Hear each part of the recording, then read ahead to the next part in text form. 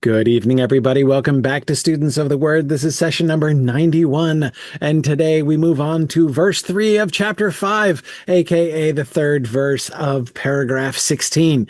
As we continue to, last time we were talking about making the commandments happen. We were looking at the poio verb, poiomen verb, which is to make, and that was my favorite part of last week, when I came to understand that word better. It means doing the thing, which is how I've been kind of translating it so far. But even better, even more, after our little word study last week, it's clear that it means to create, to bring into being, to make it happen. And did I say it was session 91? It's actually 94. I don't know why I said 91. Was I looking at the one in First John? Maybe, I don't know, whatever. It's 90 session on number 94. But anyway. So making it happen. So you'll remember we were looking at commandments. So we'll look ahead. Hang on a second here. Okay. Let's read it in translation first. Up ahead, paragraph 16. Whoever believes that Jesus is the Christ is born of God, and whoever loves the Father loves the child born of him. By this we know that we love the children of God, when we love God and observe his commandments. That was the exciting subjunctive mood thing that we talked about in the en tuto there at the beginning of verse 2 last time. But here we go. And observe his commandments. That was the key, right? That's where we got the poiomen verb, to make the commandments happen. For this is the love of God, that we keep his commandments, and his commandments are not burdensome. Okay, so there are a couple things that we can see right off that we're going to want to pay attention to here, right? First of all, the repetition of, we get commandments, the word commandments 3 times in 2 sentences, right? That's really, John is really drawing our attention to the question of the commandments, right? Secondly, this issue, are the commandments burdensome or are they not? I'm going to be really curious about that word. We're going to have fun looking at that word and trying to understand that better, because just based on the English, that is not a concept we've seen. Like we've talked about a lot of things about God's commandments or whatever, loving God and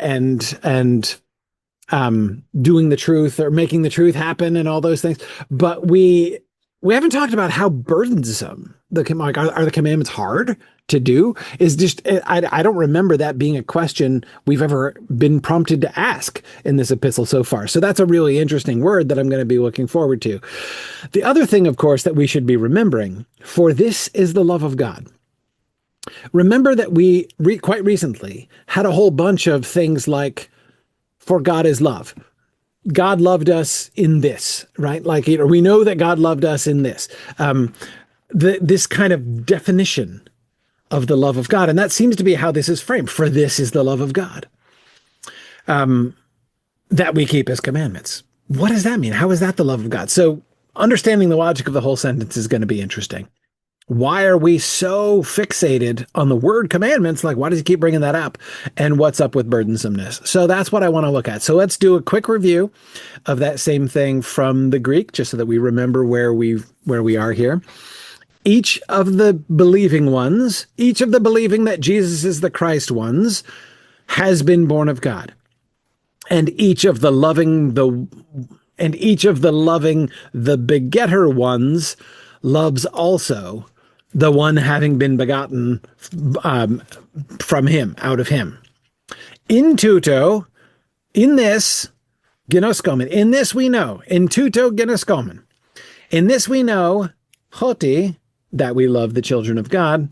That's what we know, right? But what is it? In what do we know that we love the children of God? Hotan, and we talked about that. When if, right? That kind of theoretical. Under the circumstances, which might or might not happen, that we love God and we make his commandments happen. Poiomen tas entolos autu. Tas entolos, that's accusative, right? Accusative plural, so plural commandments. So it's the object, the direct object of the verb poimen. That's what we're making happen. It's not keeping. That's something different. This is poimen. This is making them have making the commandments of him happen. Those are the conditions under which, remember, we know that we love the children of God. We can know that we love the children of God when, under the circumstances, when if we love God and make his commandments happen. Now, on we go. Haute, this. Haute gar. So gar is our conjunction. For this is the love of God. And that's nominative. The love of God. And nominative also is haute. This is the love of God. Okay, the love of God is this. Okay, and that's just a genitive, straight up agape to theou, the love of God. Of God in the genitive? Okay, sure. Sorry, I'm not like looking for loopholes. I'm just wanting to make sure because, again, just from the English, it didn't make a whole lot of sense. Let me explain what I mean by that. For this is the love of God, that we keep his commandments. Now, on the surface, that seems to me to make zero sense. On the one hand, we're talking about the love of God, like God's love. So we're saying something about God. How do we define how do you identify something about God? By what we do. That seems like there seems to be something missing there. For this is the love of God, that we keep his commandments. You could say this is the will of God. That would make sense. That this is what God wants us to do. You could say this is the commandment of God, that we keep his commandments, if you really wanted to be, redundant. But that's not what he says. This is the love of God. And it's super simple. For this is the love of God. Now tell me more about gar. We've had that a couple times, but it's not like one of John's favorite conjunctions.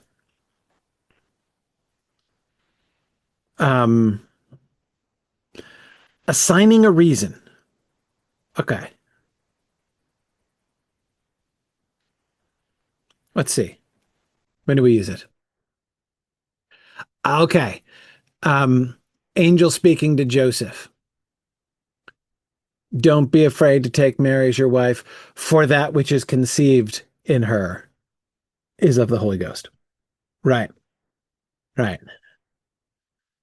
Okay. So it's like on account of. Here's the reason why, you should do the thing I just said. You shall call his name Jesus, for he shall save his people. Right. He's going to be in the Joshua slot, so name him Jesus. Yes. Where is he that is born King of the Jews? For we have seen his star. Yeah. Yeah. We're here because we saw his star. So that's why we're asking where's he who was born King of the Jews? Obviously he's around because we saw his star.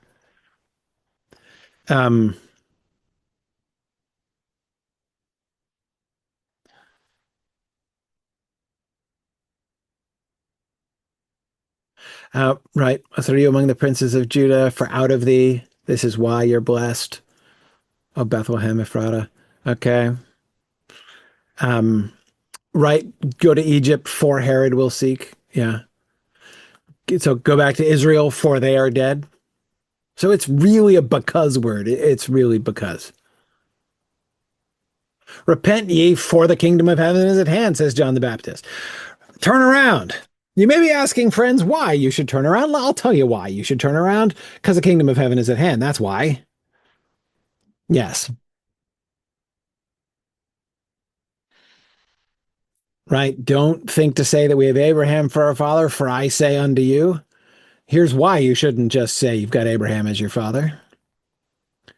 Oh, yeah, this is all over the place. Get thee behind me, Satan, for it is written. This is why you should get behind me. Repent, for the kingdom of heaven is at hand, starts Jesus saying now. And they're casting their nets. Why do they cast their nets into the sea? Oh, for their fishers. That's why. Okay. Let me just, this is going to come up a lot. Yeah, 1,000 times. No, I'm good. Okay. Uh, can I even get to John? I doubt it. Lucky to get into Luke before it stops giving me instances. Oh, come on. Oh, yes. Okay, here we go. All right, let's flirt with John chapter 3 again, because that's what we do. Okay, Nicodemus says to Jesus, I know you're from God. For no man can, yeah, no one is able to speak like you speak. That's how I know. And gar is indeed the word, almost the word, that we begin John 3:16 with. For God so loved the world. Isn't it interesting that like the most quoted verse in the New Testament essentially starts with the word because, and we don't quote the verse beforehand? Right? I mean, if you really translated it that way, it would seem super weird to just quote John 3:16. Because God so loved the world. It might suggest you want a little context there. Yes. They love darkness more than light. Why would they do that? Because their deeds are. So this is just straight up causality, this conjunction. Okay, cool. Cool. All right. I'm headed backwards. Okay, here we go. Because. So what are we becauseing? In this we know that we love the children of God. When we love God and do his commandments. Because this is the love of God.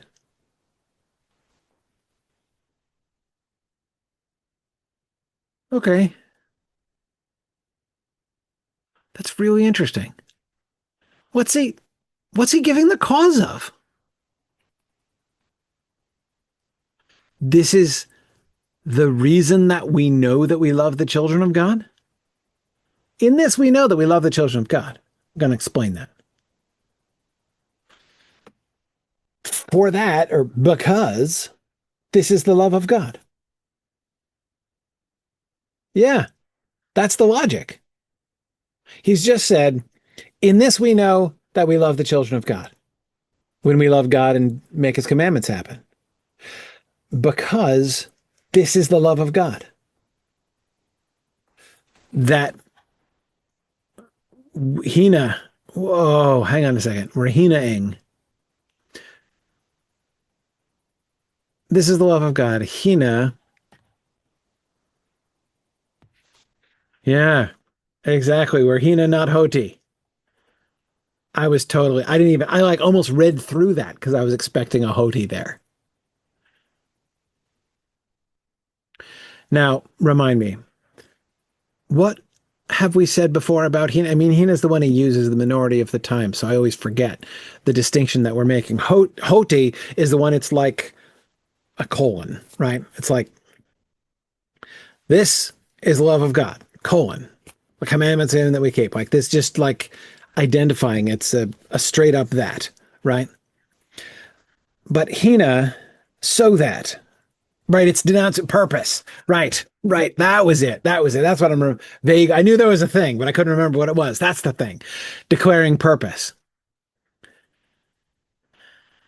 This, right. I always want to translate Hina so that. That's right. Right. Yeah. Yeah. Yeah. So instead of just being that like a colon, it's so that. Because this is the love of God. So that we should keep, now we're in the subjunctive, so that we should keep his commandments, tas en tollas autou, which is exactly the same tas en tollas autou as the previous sentence, so that we should keep the commandments of him, kai, and Now we are back to in the indicative. Okay. So this is not a conjunct, like a compound verb. Hina, like, so that we should keep the commandments of him and something else. Like, no, it's a complete thought. We should keep the commandments of him. Like, you could put a period there.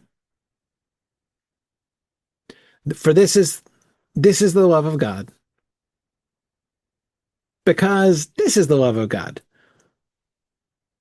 so that we should keep the commandments of him. And by the way, his commandments in the nominative, that's the subject of our new sentence. His commandments, the commandments of him, are not barai, burdensome. Okay.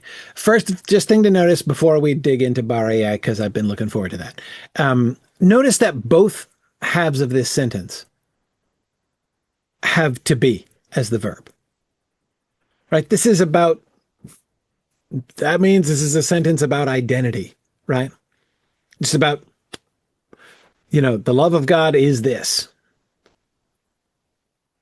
His commandments are this, or in this case, are not this, right?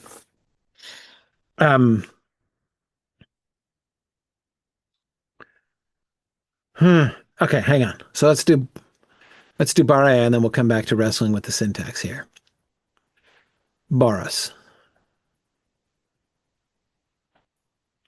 Ah, they tie up heavy burdens. Yeah, right. That's what the Pharisees do, right? Heavy burdens and grievous to be borne, says the King James, if I remember correctly. Love that sentence. Oh, they have neglected the weightier provisions of the law, the heavier stuff, the serious stuff. Notice how interesting that is. In one chapter of Matthew, Jesus uses this word once to mean like the burdens are heavy. They tie heavy things on, like it's too much, right? But then he says the weightier provisions, like they do the little things, but they neglect the heavy things. It's like the first time heavy is bad and the second time heavy is good, right? So he's using it both times about the law and what the Pharisees are doing about the people in the law. But he's using this word, baria,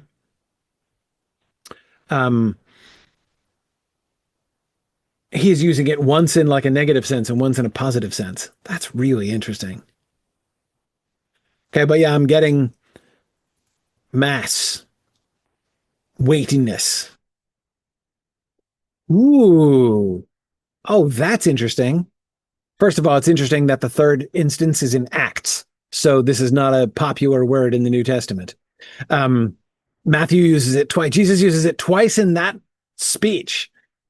Matthew 23, that's his like woe unto ye scribes and Pharisees, hypocrites chapter, right? Um,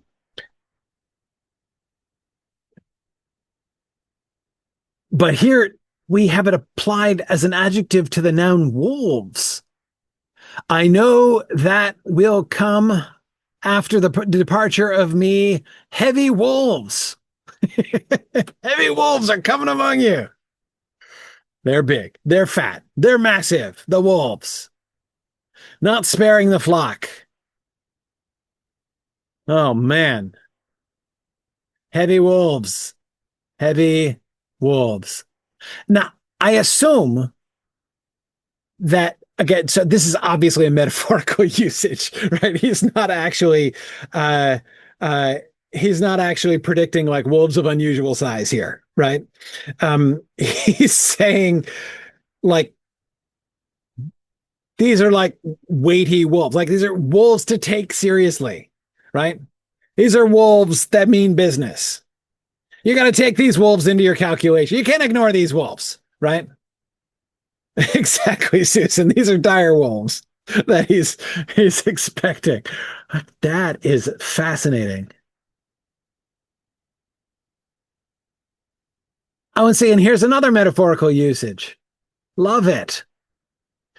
Having arrived then, uh, He's uh, stood around him from Jerusalem. The Jews stood around him, having come down from Jerusalem, many and bringing many and heavy charges. Okay, so this is clearly heavy in the sense of serious. Like this weighty is weighty in the same way that Jesus talks about neglecting the weightier commandments, right? Like these are a big deal. Like you got to take these seriously. Just like you ought to take those wolves seriously, right? So, uh, what's it again? Baris. Baris apparently can mean like means business, right? Can't just shrug that thing off. What do we got here?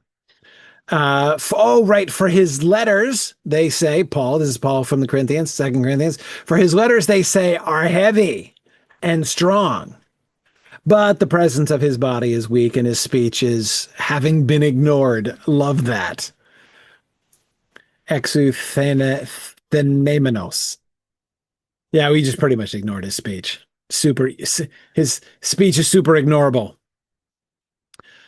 But his letters are weighty and strong. Got to take him seriously. His letters mean business. And then the usage we're considering. And that's it. 6 occurrences. So this is a rare word. And you know what else is interesting to me? Never once is it used literally. If it means weighty, if it means heavy, literally, it's never used literally. Like once. It's metaphorical every single time. I mean, presumably Paul's letters didn't actually weigh that much, right? And I'm pretty sure the commandments that Jesus is talking about don't weigh all that much, right? I mean, scrolls of the Torah could be hefty, but again, it's metaphorical, obviously. The wolves, again, I'm assuming that we're not talking about like chubby wolves here, right? Or unusually dense wolves. Like, again, metaphorical. These are wolves that mean business, right? These aren't just like namby-pamby little wolves. Um,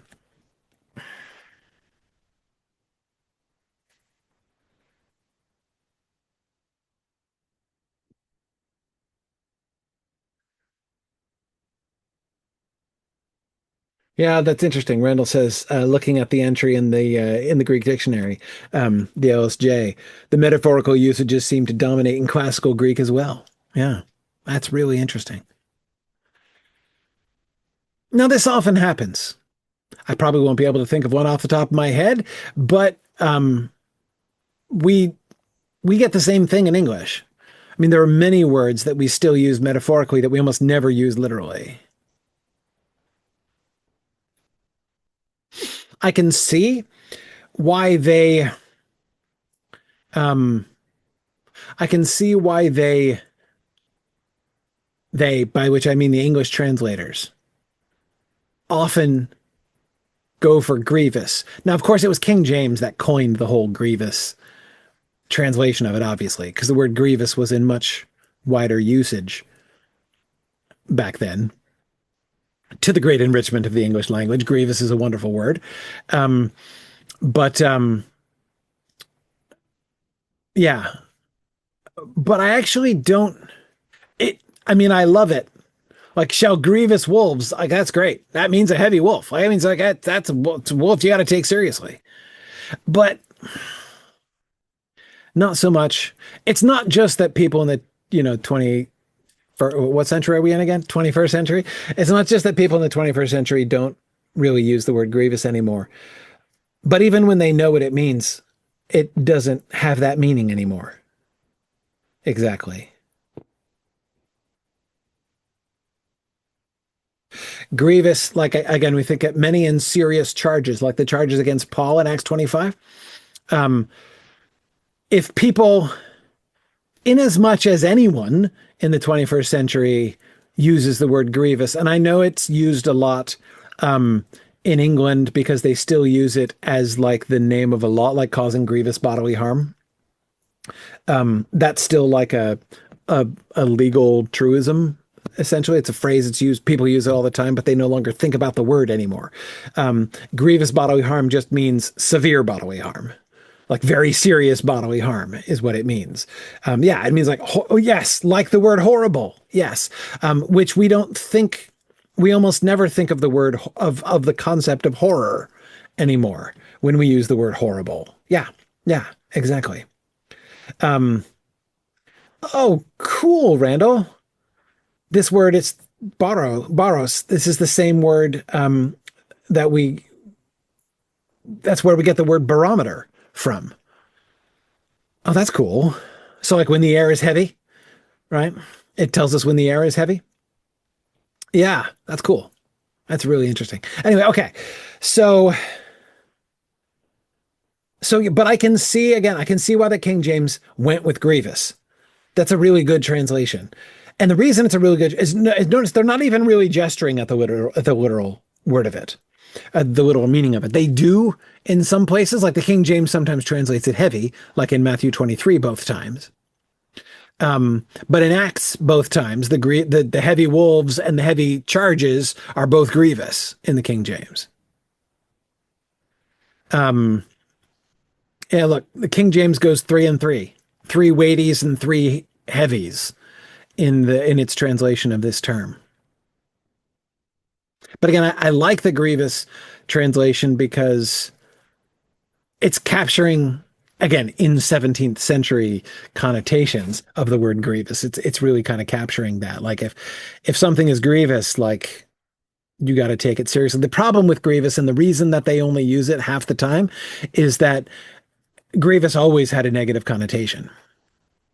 Like if you like for instance, you might say that like he was a person of very considerable resources or like had a very considerable fortune. You would never use the word grievous. Like he had a grievous fortune, meaning like a lot of money. Like you would never use that because the word grievous always had negative connotations. So like that's why they don't use the word grievous, for instance, in they have omitted the weightier matters of the law because that's there's not a negative connotation there. That's a good thing. It's important. It's weighty, but it's not bad. Whereas they use heavy with the first one. They bind heavy burdens, and there because I think it's the noun burdens is a separate word, right? Um, okay. They heavy. Yes, yes. Yes, fortia, um, barea fortia, heavy burdens, weighty burdens. That's the closest thing to a literal usage of barea in the New Testament, I think. And that King James detected that, and that's why they went with heavy there. Again, it's not literal because, of course, the commandments are not literally heavy, but Jesus himself is not just using the word metaphorically.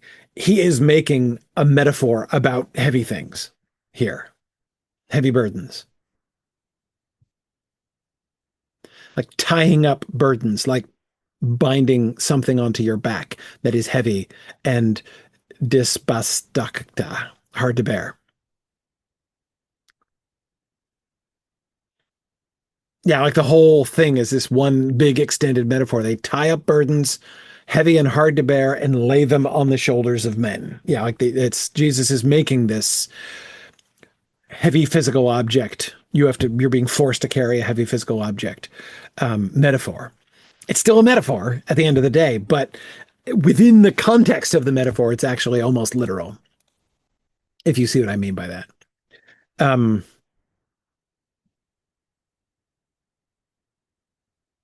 okay. Oh, I see.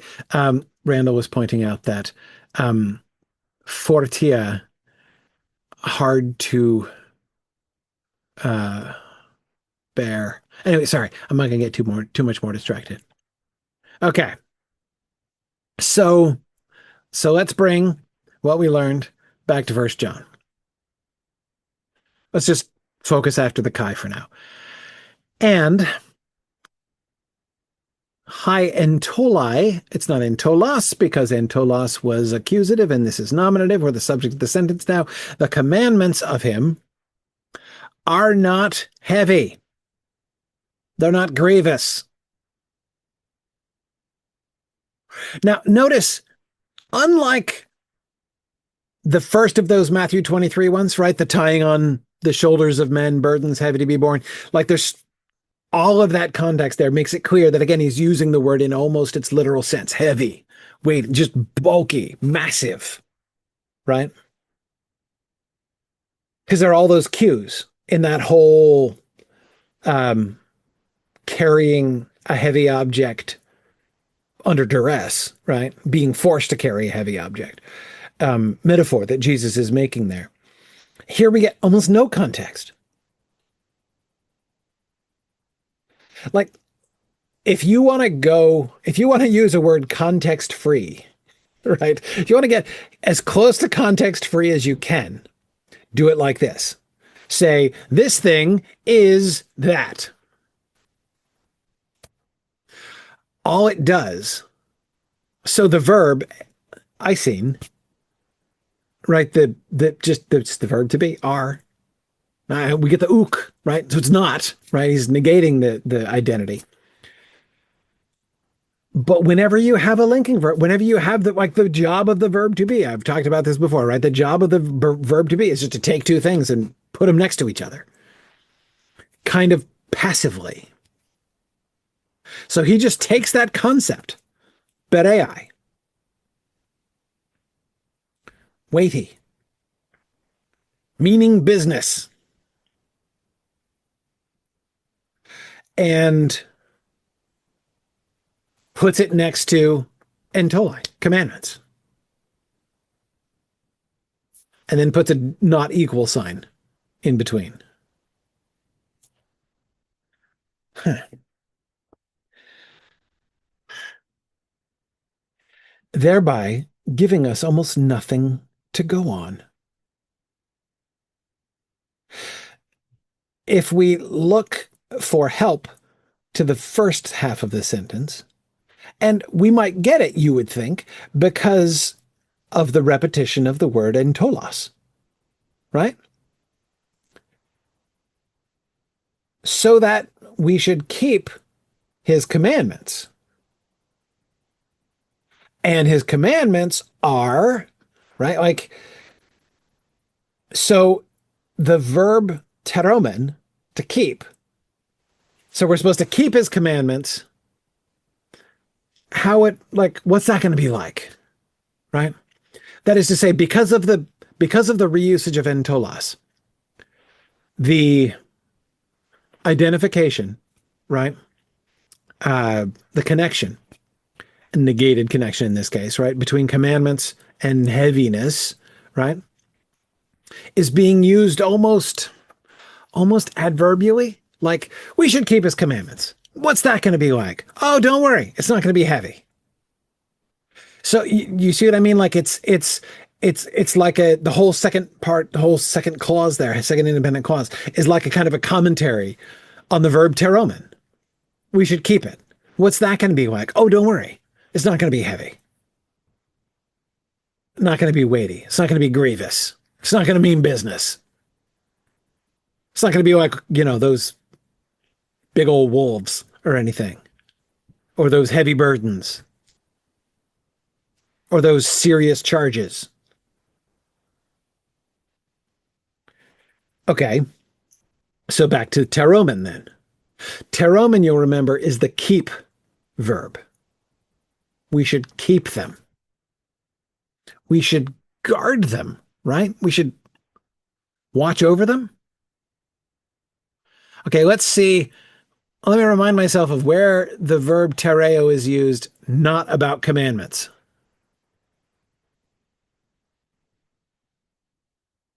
Okay, Matthew 23, again, our favorite chapter of the day.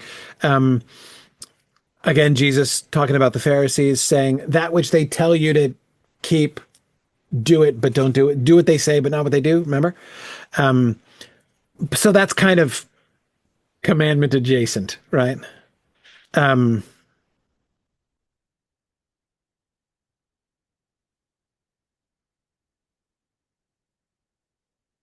Oh, interesting.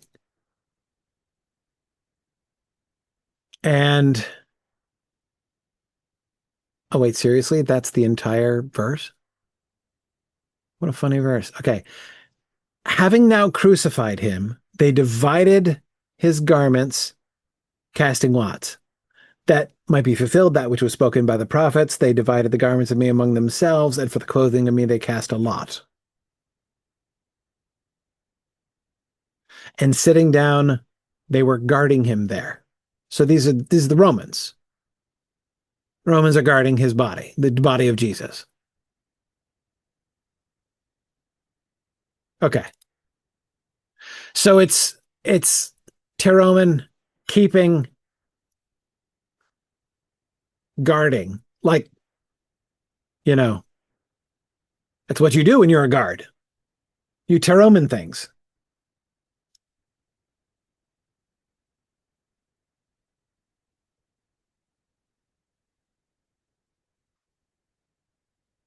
Okay.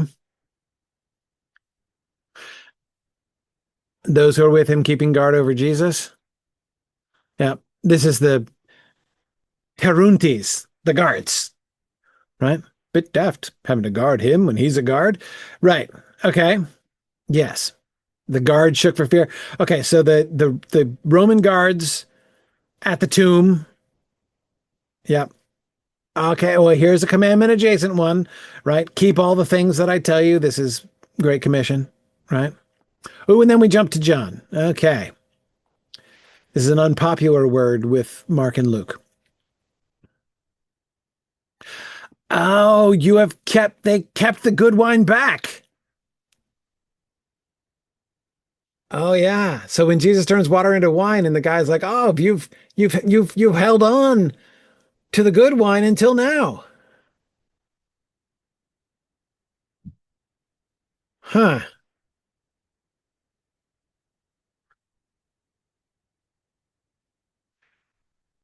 If anyone keeps my word, if anyone keeps my word, again, that's commandment adjacent. Keep his word, keep it. The reason I'm skipping these is not because they're not important, but because that's the metaphor I'm trying to understand. Like, what does he mean when he says to Terome in the commandments? Does not keep the Sabbath? Hmm. That helps a little bit, actually. Interesting that because we get lots of questions about keeping the Sabbath or not keeping the Sabbath in like Mark and Luke, but we don't use that word. Okay. So Jesus isn't keeping the Sabbath because he tells him to carry his bed, right? Oh no, wait. Yeah, that's the man born blind, John 9. Yeah. Ooh, uh is this the spikenard, as they say in the King James? Yes, leave her alone, right? The woman who pours the costly ointment. Um, so that for the day of burial of me to Hina, right? So that the burial of me, she may keep it. Yes. Interesting. So the two most interesting, like not the keeping the commandments, keeping the word metaphor usages from John so far are keeping the good wine back until now and keeping the ointment against his, like for his burial. Okay. If you love me, you'll keep my commandments. Hear my commandments and keeps them. If you love me, you will keep your word. He does not love me, does not keep my word. If you keep my commandments, as I have kept my father's commandments, if they keep my word, he uses this all the time in John. We're in the, in the upper room discourse right now, right? They will keep yours also. You gave him to me, he says to God, and they have kept your word. Okay, now this one is different. We've had all that keeping of words and keeping of commandments, and no longer am I in the cosmo, and yet themselves, they are in the cosmo. And I am coming, erchomai, I'm on my way to you, pros say, towards you. I'm coming your way, God. Father, Hagie, the Holy One, by the way. Tereson, keep. Tereson. Is that imperative? Yeah. Aorist imperative. Huh. Second person imperative aorist. Okay. Sure.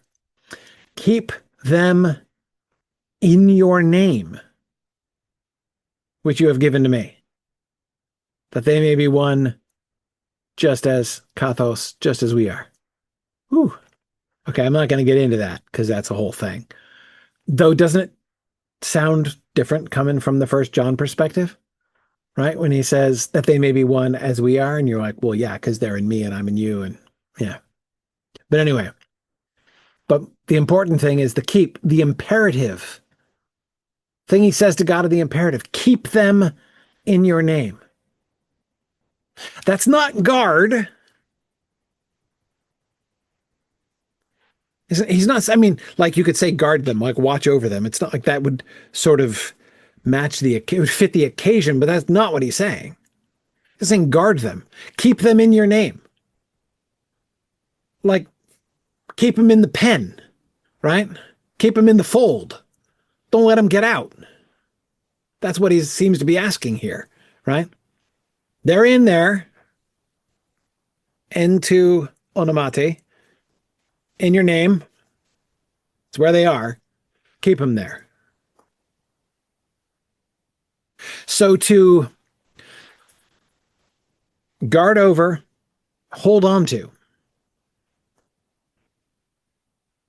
Um, Hold on, like the wine, right? You kept the good wine until now. You kept it back. You hung on to it. And what was that other one from John? What was it? John 12, I think. Uh, oh yeah, yeah, the ointment. Hanging on, she was hanging on to the ointment. Yeah, yeah, it's good for her to hang on to the ointment until his burial. So keep in the sense of guard over, guard watch. But that's not been John's metaphor. That was Matthew's metaphor. Even using it for the word guard. Like, again, you may remember, you may have caught, I was quoting Monty Python and the Holy Grail, right? It's a bit daft me having to guard him when I'm a guard, right? But that's the use of the noun and verb guard in the same sentence there is what made me, because that's how Matthew's using it, right? He uses both the verb and the noun form. Um, uh, but John hasn't used it that way. Hang on to, retain. And in both cases, with the wine and with the ointment, it was to have a precious thing and to hang on to it, to hold it back, even to conceal it in a sense, until the appointed time. And then we just got that one about him asking God in the imperative, keep them in your name. Hang on to them there. Retain them there.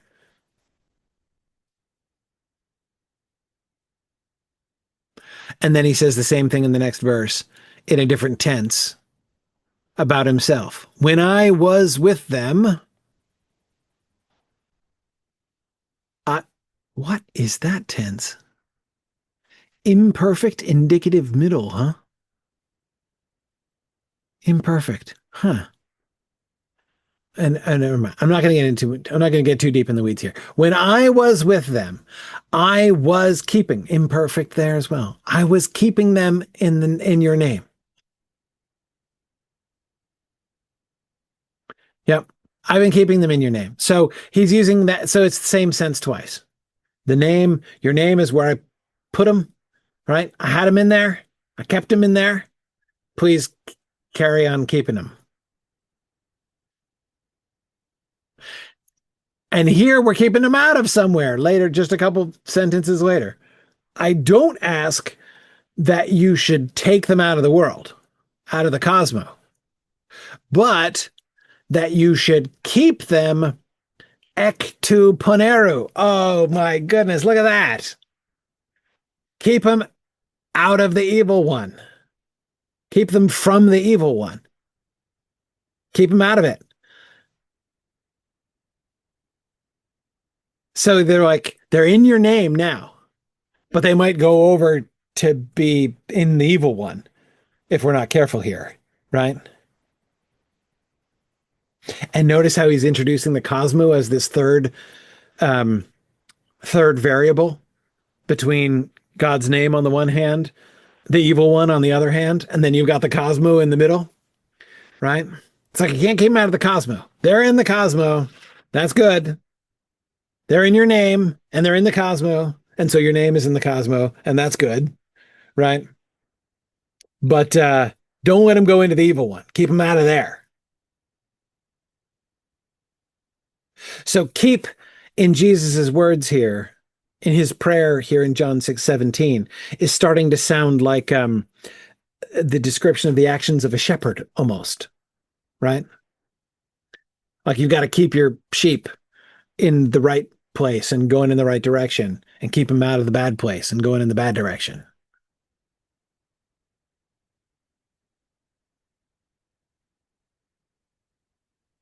Yeah, exactly, Devar. We don't want them in the wolf's belly. Keep them keep them out of those heavy wolves. Okay, and then we get I was gonna say we get once in Acts, but no, we get a bunch more. But that's the end of John. And here's Peter being kept in the prison. Actually, I'm not ashamed. I want to keep looking. This is important. Because this is remember they're the two verbs, poimen and teromen, that to make the commandments happen and to keep them, whatever that means. But this has been really instructive because so far Matthew is the only one who has used the word in the sense of guard. So that's clearly a legit usage. Like I'm not saying Matthew's doing it wrong, but I'm just saying like in Matthew's mind, clearly that's the prime. He's to him that's the main meaning of the word. But John never used it that way once in the gospel. So let's see how Paul uses it. Paul was kept in the prison. Yeah, just like the sheep, except less benevolent. Um, but in the next verse, you've got a guard keeping the prison.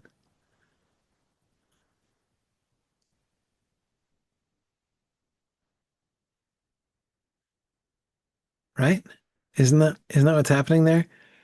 When he was about to bring him forth, um, Herod, the, never mind. Peter was sleeping between two soldiers, not guards, soldiers, having been bound with chains. Two chains. Two chains. Yeah, clearly two chains. It's dative. Okay. Um, guards. So this is phylakes. Phylakes, totally different. Uh, the guards also before the door were watching the prison.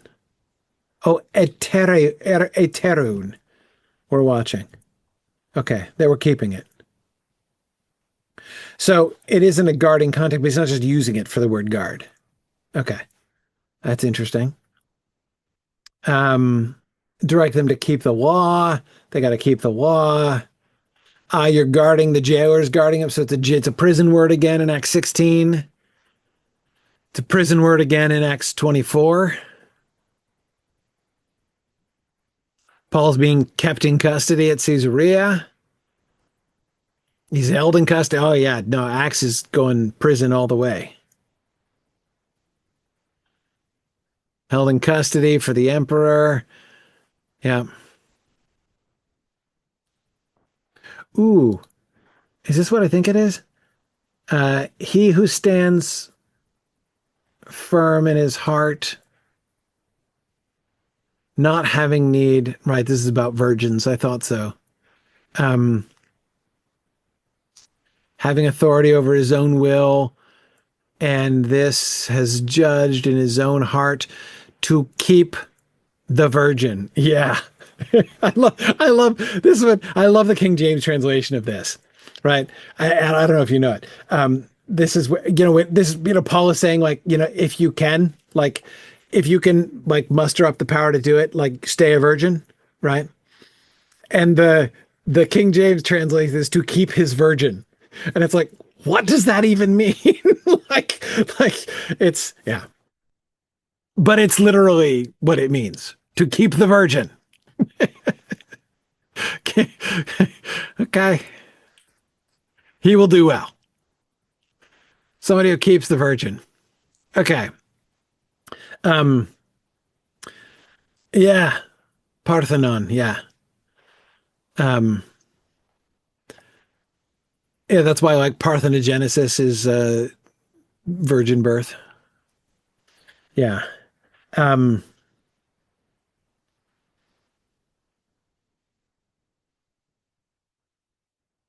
yeah. Yeah. Divorce. It's not easy to understand that. It is easy to read, especially the way it gets translated as either, like, to like, keep the woman a virgin by not marrying her, right? Or not marrying her off. But I think he's referring to him, to yourself. Anyway, whatever. I don't. Again, I'm not. I'm not going to get into this. The point is keeping, right? Terein, the thing that we're holding, the thing that we're keeping, terein, is the virgin, and it clearly means retain, right? Whosoever's virginity we are discussing here, and for our purposes, we don't necessarily need to know, which is fortunate because it's hard to understand for me anyway. But what is perfectly clear is that virginity is being held on to, right? Virginity is being retained. That's clear. So, yes, it's that idea of retention. So so Paul's here using it in that same sense, in like the ointment or like the good wine, right? Okay. Oh, good. Second Corinthians 11. Let's see. And being present with you and having been in need, I did not burden anybody, for the need of me was totally filled up. The brothers having come from Macedonia, and everything unburdensome. A bare, look at that. Unweighty. I kept myself unheavy to you. I didn't mean business. Now, Paul always means business, but he wasn't fiscally speaking bare to them, heavy. Look at that little bonus word study here. Okay. I kept myself. I used it twice. I kept myself and will keep. I have kept myself unburdensome, unweighty, and I'm gonna.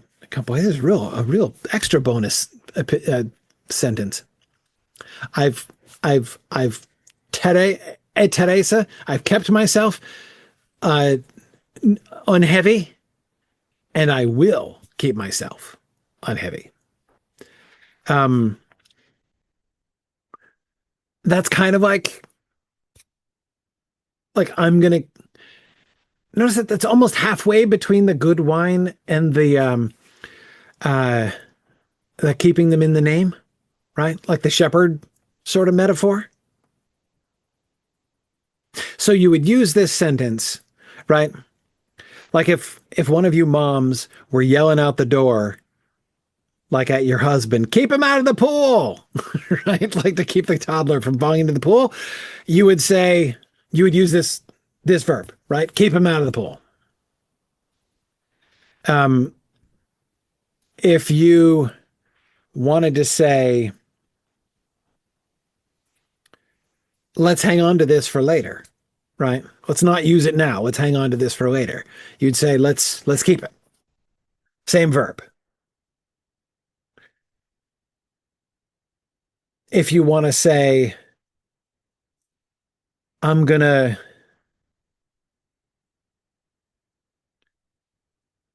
I'm gonna, even it sounds like, again, I'm thinking both like of a sort of a mix of Paul's virginity sense and Paul's unburdensome sense here.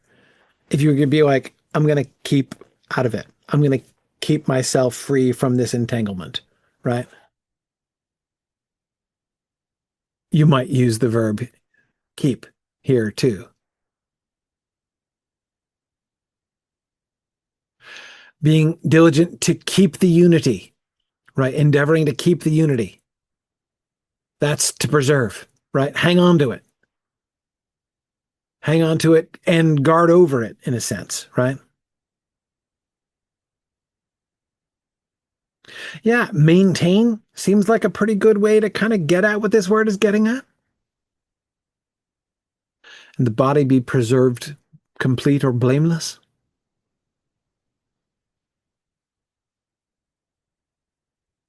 Keep yourself pure, he says to Timothy. Yeah, very much like keeping himself unburdensome. Then he talks about keeping the commandment, keeping the faith, which is like keeping the commandment, I think. But yeah, you can really hear, Randall, that sense of maintaining, right? The faith isn't something you're keeping in the sense that a shepherd keeps his sheep into the in the fold or right out of the wolf's belly, right? Um, Keeping the faith is more like keeping your virginity, maintaining, preserving. It's a little bit like keeping the good wine.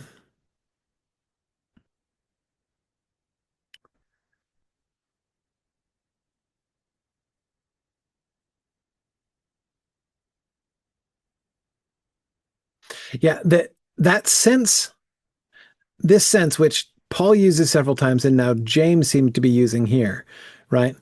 Pure and undefiled religion before God and the Father is this, is estin haute, to visit orphans and widows in their tribulation, and to keep oneself unstained from the world. Yeah.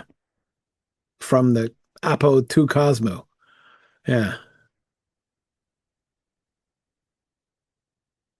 Apo, that's the away from preposition, right?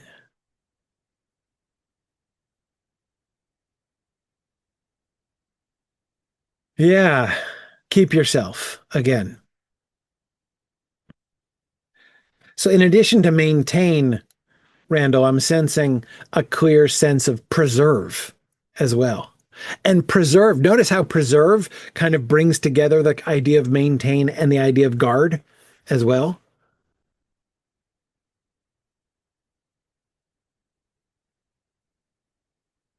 And having just said preserved, here it's translated as reserved in First Peter. Peter seems to use it in this sense a bunch. An inheritance imperishable and undefiled and unfading, being kept in the heavens for you. They're they're holding on to it in the heavens for you.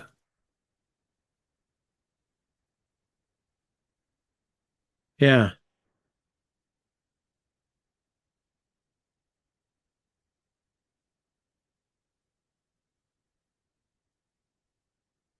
reserved unto fire. Yeah, yeah. Held on to for some future purpose seems to be how Peter keeps using it.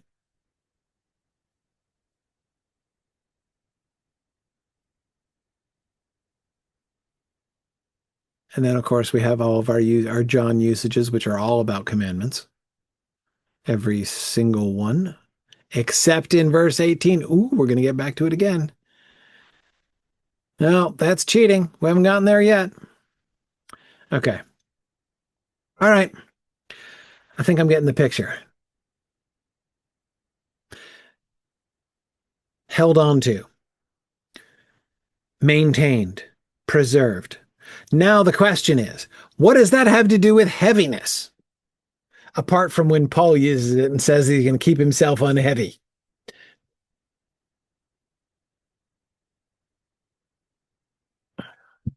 Because it's weird. It's still just weird. Because the sense of keep, maintain, preserve that we've seen, nowhere except when, by a sort of coincidence, Paul uses the two words in one sentence. But nowhere does the concept of that verb seem to have anything to do with mass. Like, it doesn't mean carry. If somebody said, carry this, but don't worry, it's not heavy, that makes perfect sense, right? But if somebody says, preserve this, but don't worry, it's not heavy, you'd be like, well, I wasn't fixing to carry it. I was just going to watch over it, right? Or if somebody said, guard this, but don't worry, it's not heavy, you'd be like, well, I don't care how heavy it is. I was just going to watch it, right? Um, Now, if it's a wolf that you're guarding, you might want to know whether it's heavy or not, right? No, seriously, like, does it mean business? Because obviously, if you are set to guard, uh, you know, a lamb or to guard a lion, you're going to approach that task differently, right? So if we're using barei, heavy, in the in the really metaphorical sense in which like it gets used about wolves, then it makes some sense. Hang on to this, but like beware it bites. This thing means business, so handle with care, right? Maybe. Um,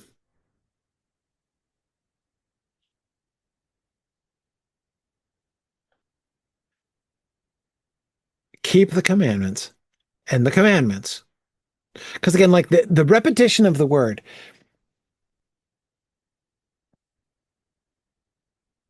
you can you can we can do with this sentence almost like uh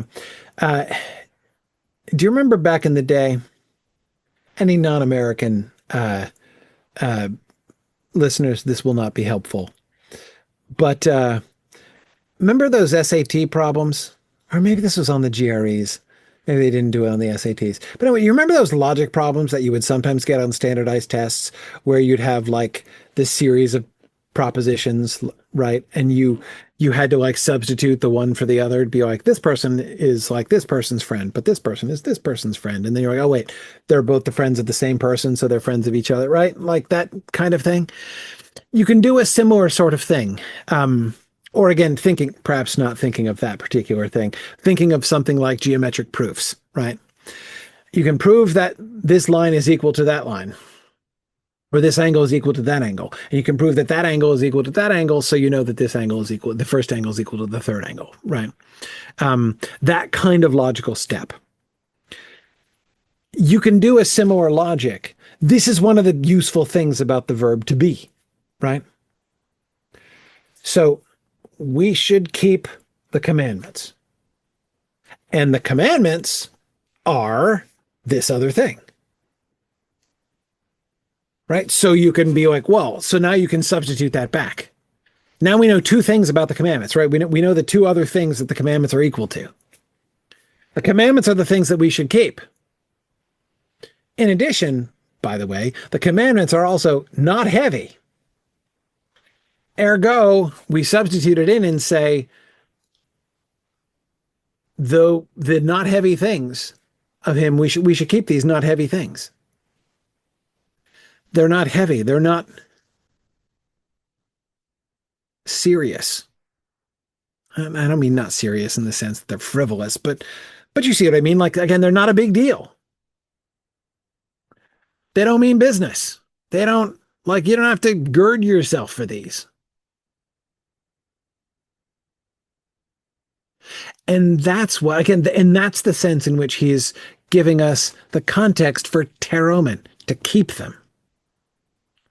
They're not hard to handle.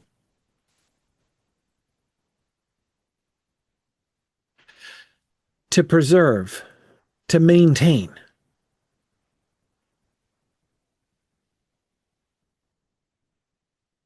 I think it's clear that when he's using it of commandments, it's not in the sense of to hold back like the good wine. Nor do I really think it's more than distantly metaphorically connected to guard, like the guards guarding things, standing guard over in a prison.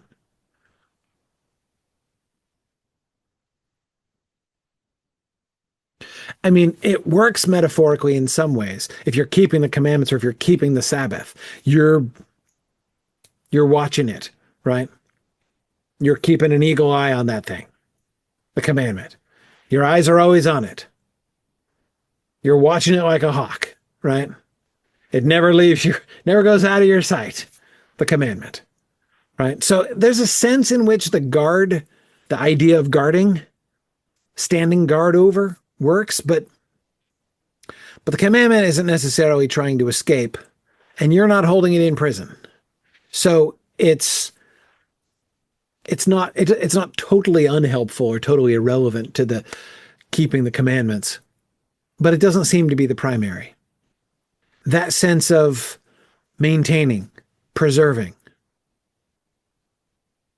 like James is to keep yourself unstained from the world. You're in a state of being unstained and you need to stay that way. You need to hang on to it. You need to keep it. You need to maintain it. You need to preserve it. And I think that's the sense of the commandments. You're doing the commandments. You've got the commandments. You need to keep them. You need to preserve them.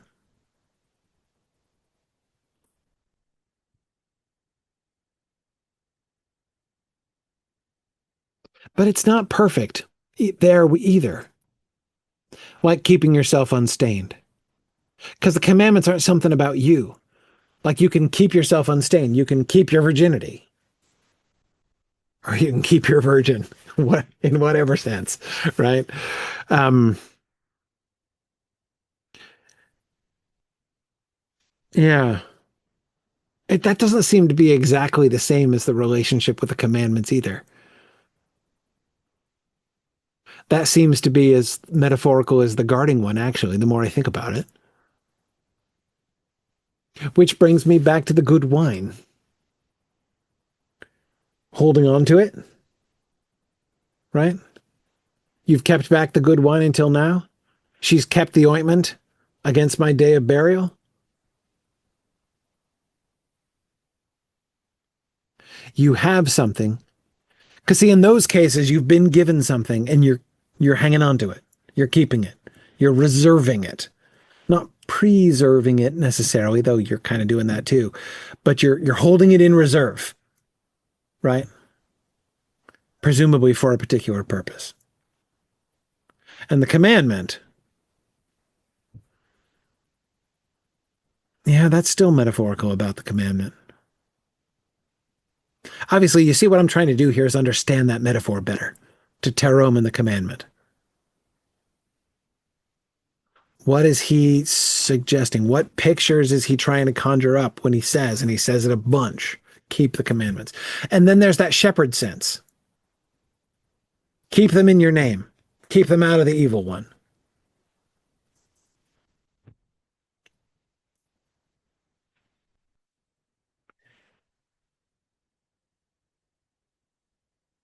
That also doesn't make sense straight up with commandments, right? Because again, the commandments aren't going anywhere. They don't need to be kept in line. Hmm. I mean, we could try to turn it about and imagine that we're keeping ourselves in the commandments. That kind of combines two of those meanings. the shepherd one and the keeping yourself unstained one, like the preservation one, but that's not the usage. Like to keep yourself in the commandments is to flip things around. Commandments is that's just the direct opposite. It's what you're keeping. Hmm. It's really, and but it's such a common usage, especially in John. Remember in chapters 15 through 17, John is all over talking about keeping the commandments and keeping my word. And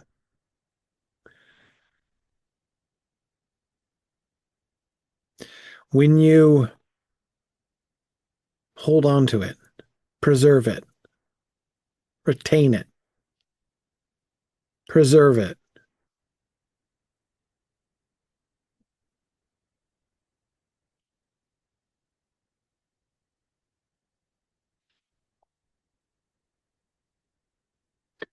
Yeah, Randall says watch over is similar semantically to observe the commandment. Yeah, that's true. And the English, I mean, they keep going for that. And I can understand why. I mean, that seems to be like right here. When we love God and observe his commandments. That's how the NASB translates this very usage of it. No. No, that's how they translate poimen, which is just wrong. I'm sorry. I'm sorry, NASB translators. That's just wrong. That's not observing. It's making it happen. Because it goes with keep with the teromen here. But anyway, that idea of observance is floating around there for sure. And I don't doubt that's why they went with observe up here, even though that seems to me totally wrong about poimen. Like that's a verb that goes in the other direction. Observing is hands off, right? Making it happen is hands on. But anyway, whatever. I'm not complaining. But yeah, that's fascinating. I'm not feeling an intuitively compelling way of understanding the connotations of that verb for this usage, though it's such a common usage to keep the commandments. Like all of them seem like I can see each one being related indirectly, but in the context in which he uses it related here to entolos. Okay, well, let's go the other way around. Instead, remember, I started this because I was trying to use teromen to help me understand berei better, right? How to use we should keep in order to understand burdensome. Maybe I should go the other way around. Let berei help me understand teromen better, because teromen makes a lot more sense if it is something that we have to hold on to keep, like in our possession. If it's weighty, if it's a big deal, right? Again, it's one thing to stand guard, you know, over a non-threatening person, but it's another thing to stand guard over a heavy wolf, right? You're going to have your wits about you much more if you're guarding, you know, a rabid lion. So, yes. Okay. Weighty. We need to know, apparently, whether or not the commandments are weighty in order for us to understand better what it means to keep them.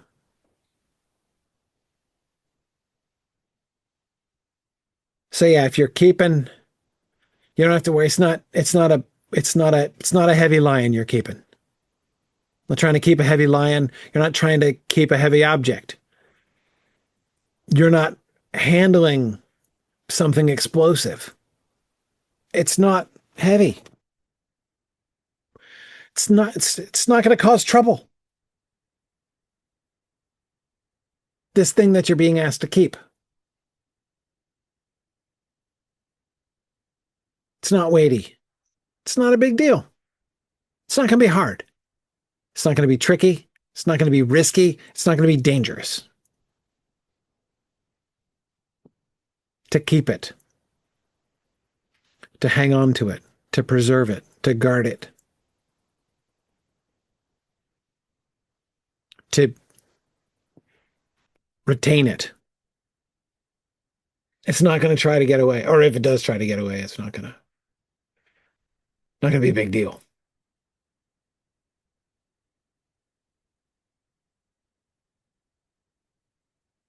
So again, the key thing, the thing that makes this word so interesting, and the thing that I'm still struggling with, at the end of the day, this is the verb that connects us and the commandments. What are we supposed to do with Jesus's commandments? And that's why I want to try to master better the connotations of this verb, what the concept seems to be.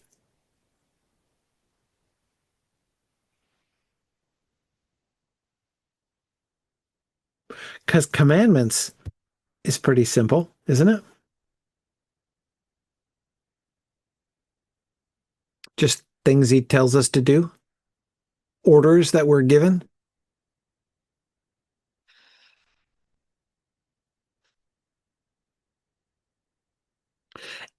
If you think about it, poimen makes much more sense. That is, poimen is a much more intuitive verb, right? If somebody gives you an order, by definition, right, you have been instructed to make a thing happen. Right? If I give you a commandment, I'm saying go do this. And you're like, all right, I'm going to go do the thing. I'm going to go make that thing happen. But a commandment points to an as yet unaccomplished action. It's telling you, do that thing. So you're like, okay, I got to poimen it. I got to make it happen. It's like God speaks and it happens. Except in this case, God speaks and we have to make it happen. It doesn't happen if we don't make it happen. So we are the intermediary. When God gives us a commandment, we are the intermediary between God's speech and the thing. God says it, but it doesn't happen if we don't do it, right? I mean, that's the sort of paradox. That's the sort of irony, right, of commandments. A commandment is when God, who makes things happen by saying them, says a thing and then leaves it up in the air as to whether or not it's going to happen or not, which is sort of a picture of God's entire plan in creation, apparently, right? With the creation of people as his imagers and you know, the almost inconceivable stubbornness with which God has adhered to his plan to delegate stuff to humans, right? Despite repeated failures of that plan.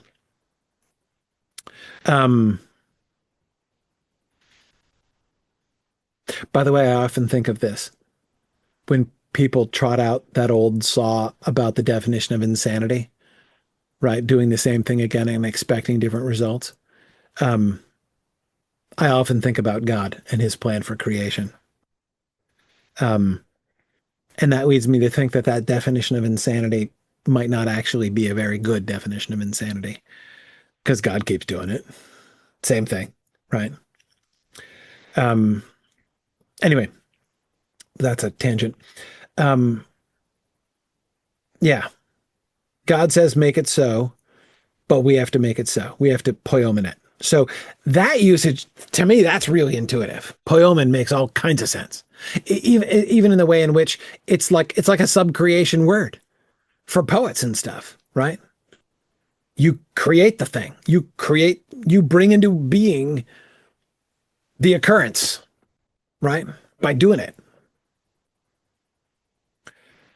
So that verb is completely intuitive when combined with the noun entolos, connecting the verb entolos and us, right? But teromen, keeping, preserving, guarding, maintaining, holding on to.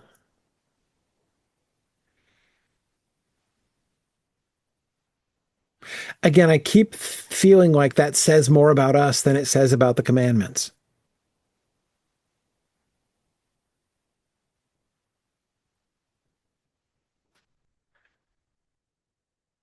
Hang on a second. I'm going to cheat.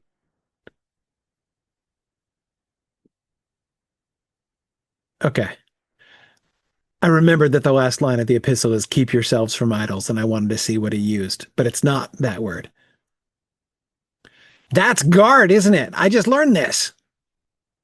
That's the other word for guard, right? That's the guard word. All right. Never mind. Never mind. I'll stop cheating. We'll get there. Okay. That's fascinating. Okay, but that's not the word. That's not teromen. Um, it really does.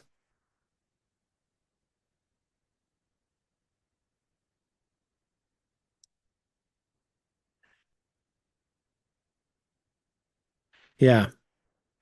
Susan, I think that's really important. Susan is pointing out the next sentence, right?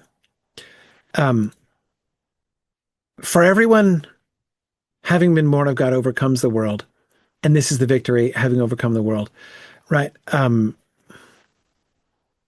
question is, I mean, Susan, you seem to be calling into question the editorial decision to put a period here. Should we even have a period here? Should we have a period here? For this, because this is the love of God. So that we keep his commandments, whatever that means, period. And, by the way, the commandments of him aren't burdensome. Hoti, right? Because we just go straight into Hoti.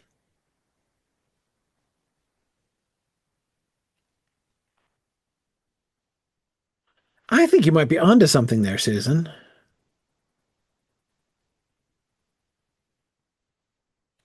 And that explains the shift in mood of the verb if we're starting a new idea. And the commandments are not burdensome in the indicative mood. I was just talking in the subjunctive about how we ought to keep the commandments, theoretically. For everyone overcomes. Yeah, we're in the indicative all the way through. Huh.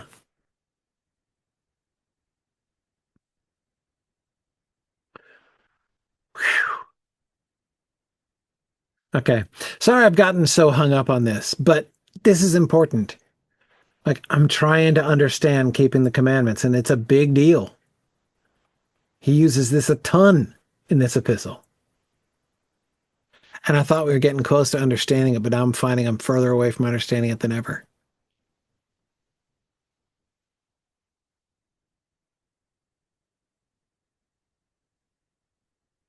Okay.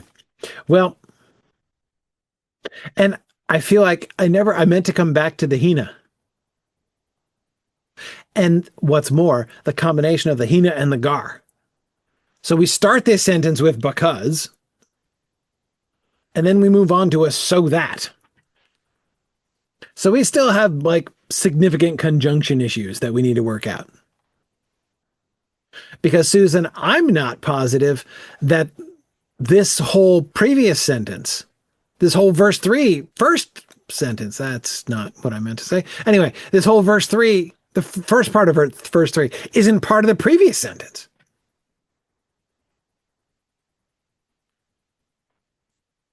Right? That he's not saying, in this we know that we love the children of God when we love God and keep the commandments of him, because this is the love of God, that we should keep his commandments. That we should keep his commandments, do his commandments the first time. And then we go, and the commandments of him are not burdensome, hoti, each of the having been born ones, right? So I'm not sure we don't have, we're now starting to accumulate a bunch of disagreements, Susan, right? Between us and the editors, the translators here. Everybody does that though. Puts a period at the end of verse 2 and a semicolon in the middle of verse 3. Let's see. King James, same thing. Period after 2, colon, middle of 3.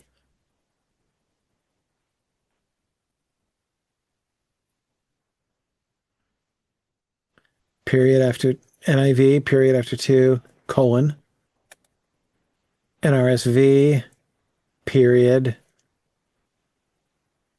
comma, win. No, period there. Sorry, wrong one. Comma. No, here we go. Yeah, NRSV does it, Susan. There it is. And his commands aren't burdensome for whatsoever is born of God. There you go. Sorry, did I miss it before? Yes. Yes. It did. It does put the period after 2, but then we get right. And his commandments are not burdensome for everyone. Yep. NIV and NRSV do, Susan, just what you said. CEV does it the NASB way. The Message.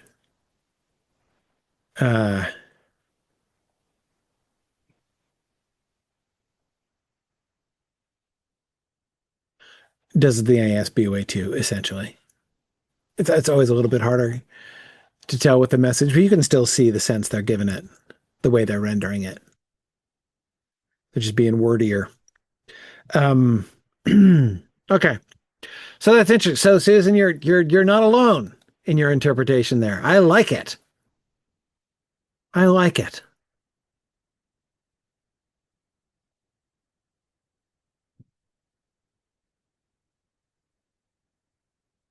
In this we know that we love the children of God when we love God and keep the commandments of him, because this is the love of God, that we keep his commandments. Period. And by the way, his commandments aren't heavy. They don't mean business. They're not tough to handle. Hoti, for each of the having been born of God ones overcomes the world. Obviously. Okay. All right. Well, sorry, it's super late now. I've gotten not distracted, but hung up on this. There are things we need to finish up here in verse 3. We'll pick it up there next time and then move into our next sentence. But Susan, I like your theory. Make sure I remember that next. I might forget it before next time. But if I forget, make sure to remind me about putting a period here in the middle of verse 3, because I like it. That seems to me to work. But of course, Susan, it does undermine to some extent, undermine my desire to use Berai in order to help me understand Teroman. But I think it might help. I think I might get some more help here, actually.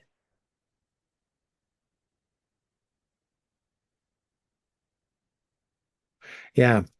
Okay. All right. Next time. It's super late. Next time, we'll come back to that. It's the parallelism with Poyomen that I think is going to help. If we get rid of that period before 3, and we attach the first. So we take the second half of verse 3 and attach it to the sentence in verse 4. And we take the first half of verse 3 and we attach it to the sentence from verse 2. Then things really start to come together differently, I think.